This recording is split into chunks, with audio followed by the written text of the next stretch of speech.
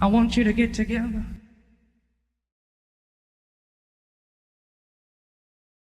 So, someone's asked me a question to ask you actually, and I suppose we're talking here about basically avatars in a sense, in order for spirits to manifest physically Yeah. into our world.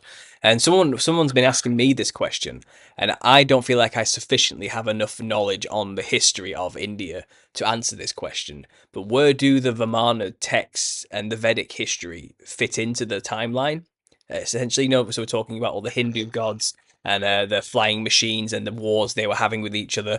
I mean, I see the parallels to other cultures and their own god wars, and the Clash of the Titans as a parallel type of thing, but it seems like there's like a distinct flavor to the Indian type of story. And Yeah, what do you think yeah, about that? it provides details that others do not provide. Hmm. Other cultures, other mystical religions, and there's always this move in the secular world to try and say that these are more they're younger versions than what the people would say that they are. Hmm. And so people, seculars will say, well, the Vedas, there's a number, whether it's Upanishads or the Bhagavad Gita, or there's a number of them, when they were written. And a lot of them will say 1000 BC, some might even say 1500 BC. But according to the Indian culture, it goes back way into prehistory. Hmm.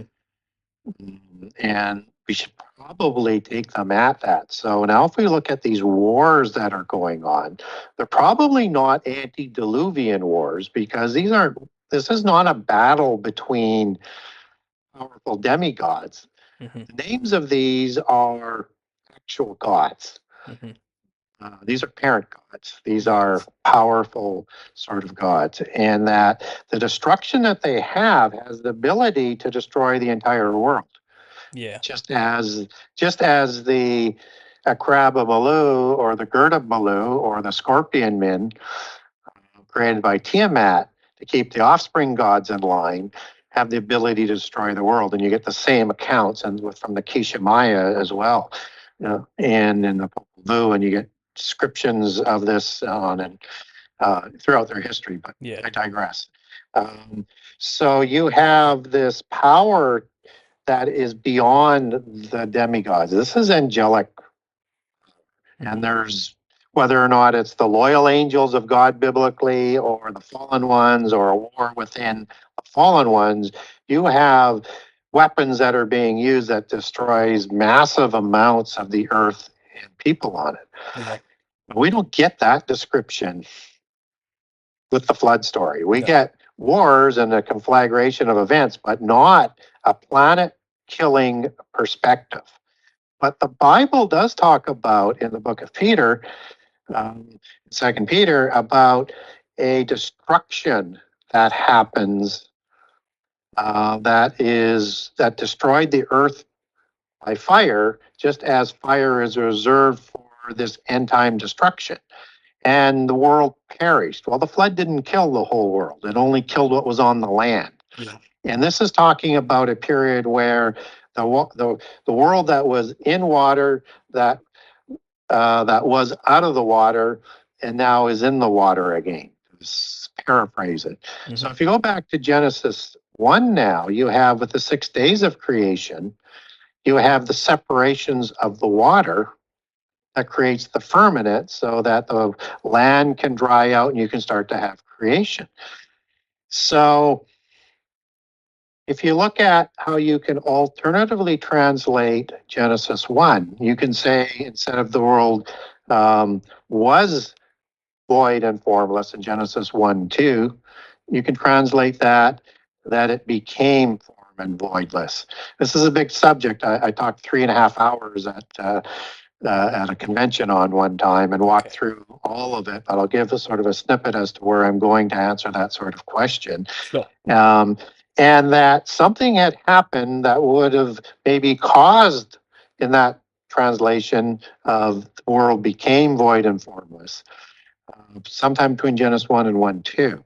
What's interesting is you have the Holy Spirit hovering over the waters in Genesis 1 2 before the days of creation. In Psalms 104, when God sends the Spirit, the world is renewed. So we're possibly looking at a renewal of the earth in Genesis 1:2. Mhm. And then we get these passages throughout the Bible, particularly the Old Testament, where you get this destruction that seems to have happened where it destroyed the world down to its foundations. Yeah. Right? That would be an event that would perish the world. Mhm. And that what happens is that I think to make this make sense, I think the angelic rebellion better fits before. Yeah. So that when that world is destroyed with this angelic weaponry in a war of gods, Mhm. with these planet destroying weapons, it's destroyed down to the foundations and is perished. When that happens, the waters collapse. So just as in you have the recreation or the original creation, you have chaos that needs to be separated that will create that firmament. It's essentially the same type of story. So what's going on in Genesis 1 is with this sort of gap or renewal of the earth understanding is that is renewing the earth by reseparating those waters. So you have waters above and waters below and takes the chaos away. Mhm. And I think that better fits where the angelic rebellion actually took place, Mhm. and that this is a similar destruction that happened for Genesis 1:2 that is coming again in the end time. Mhm. A destruction not seen since creation, as Jesus described it in the last 3.5 years of this age.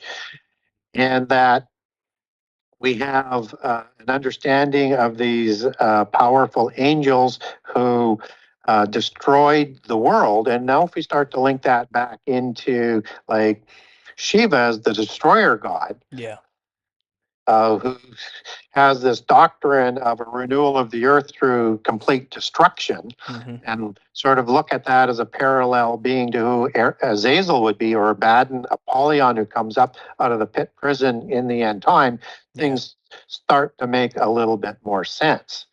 Now, what's also interesting in the Vedic and different holy scriptures of India is that you have a concept of avatar and avatara that you sort of led into it with. So Vishnu Mhm. is a parent god or a chief god, depending on where you want to place him. I would place him as a parent god by the age.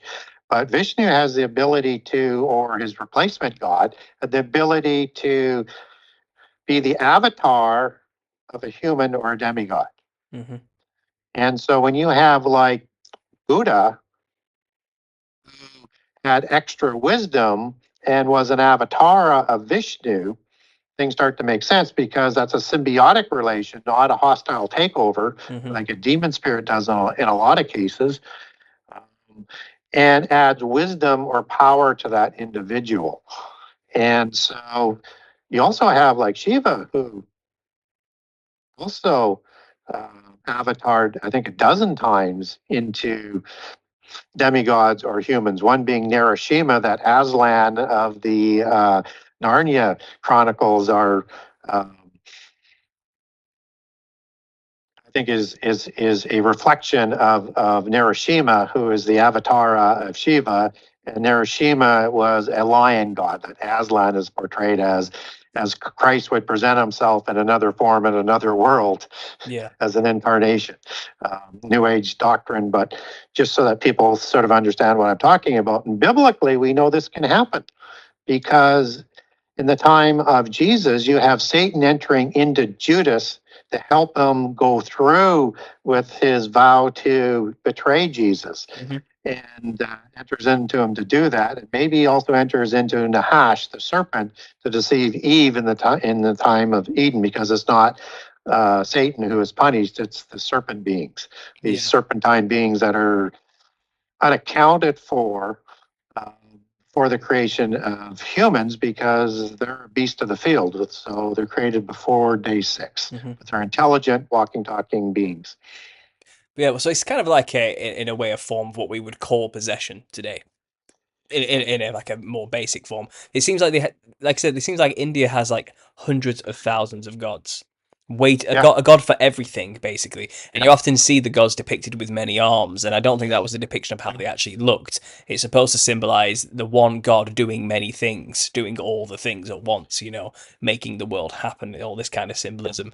But then obviously, like, in terms of the biblical narrative, we're talking about the fallen angels and Nephilim. I would obviously very quickly say they're clearly representations of fallen angels who have just really made up a wild story. It's basically, to summarize it in my own mind, and it's a very confusing story. But if you, like I said, this ancient one of this huge destructive war, so you would say in the timeline this is pre-human. We're talking like the war of gods, just gods alone, just going at it. Exactly. And if people want me to walk through Genesis 1 and how you can translate that, I have a document on that, and I'll walk you through all of the words. And it actually fits better biblically in terms of the descriptions that follow in the Bible than sort of a shorter kind of story. So